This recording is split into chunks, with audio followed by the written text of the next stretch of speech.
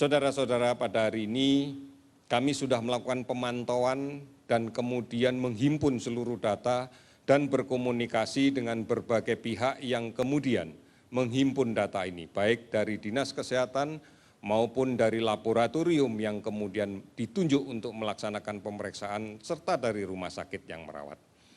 Kami sudah menyelesaikan pada hari ini sebanyak 10.039 spesimen selesai diperiksa. Namun masih ada 6.525 yang sekarang sedang kita verifikasi dengan laboratorium, dengan rumah sakit yang mengirim, dan seterusnya. Dan beberapa sedang dalam proses untuk pemeriksaan. 10.000 sudah diselesaikan, 6.000 masih dalam proses. Total yang sudah kita periksa akumulasinya adalah 333.415 spesimen. Baik menggunakan real-time PCR maupun menggunakan tes cepat molekuler. Saudara-saudara, dari hasil pemeriksaan tersebut sudah terkonfirmasi sebanyak 467 positif COVID-19. Sehingga angkanya menjadi 26.940 orang. Kenaikan ini tentunya adalah gambaran keseluruhan dari negara kita.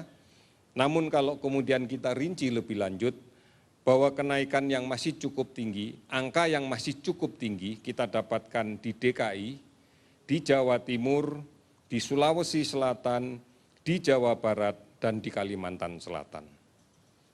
Hari ini 15 provinsi yang tidak ada laporan kasus positif. Oleh karena itu, saudara-saudara sekalian, kita masih akan terus berupaya semaksimal mungkin pada provinsi-provinsi yang sekarang masih tinggi angkanya untuk bisa kita tekan, tentunya berbasis pada bagaimana masyarakat merubah perilakunya. Kemudian kasus sembuh 329 orang dinyatakan sembuh dan lepas dari perawatan, sehingga totalnya menjadi 7.637 orang. Meninggal 28 orang, sehingga total menjadi 1.641 orang. Sudah 416 kabupaten kota yang terdampak di 34 provinsi.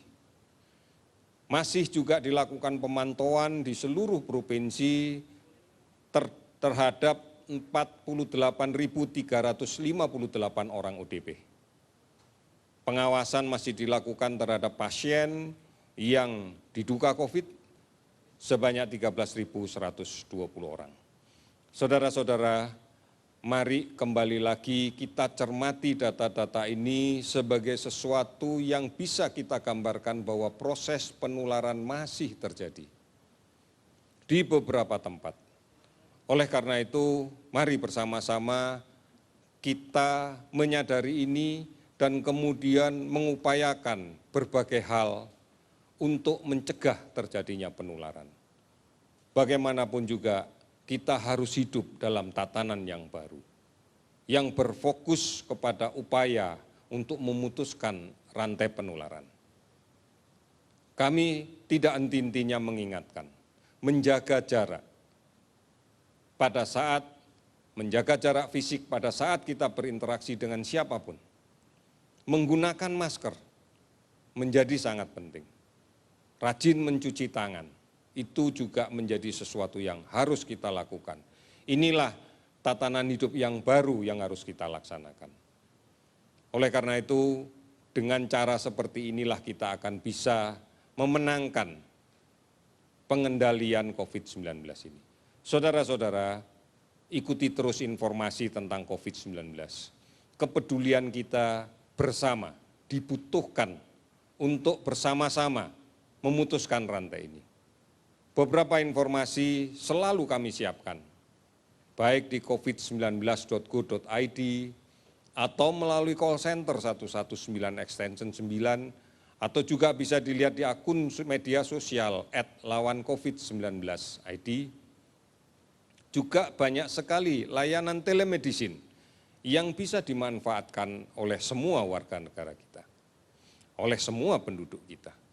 Televisi Republik Indonesia dan Radio Republik Indonesia pun setiap hari menyiarkan secara rutin tentang perkembangan COVID-19 yang juga diikuti oleh televisi dan radio swasta lainnya. Saudara-saudara, yakinlah bahwa dengan kegotong royongan, dengan kebersamaan, dengan tekad yang bulat, dengan konsistensi kita, tanpa terputus, kita bisa melindungi kita, melindungi keluarga kita, melindungi orang lain, dan melindungi bangsa ini. Kita harus berubah. Kita harus mengimplementasikan tatanan hidup yang baru. Karena kita tidak ingin sakit. Karena kita tidak ingin keluarga kita sakit. Kita harus tetap maju. Kita harus tetap produktif. Inilah yang menjadi pesan kita bersama dan komitmen kita bersama. Kita bisa. Indonesia pasti bisa. Terima kasih. Selamat sore.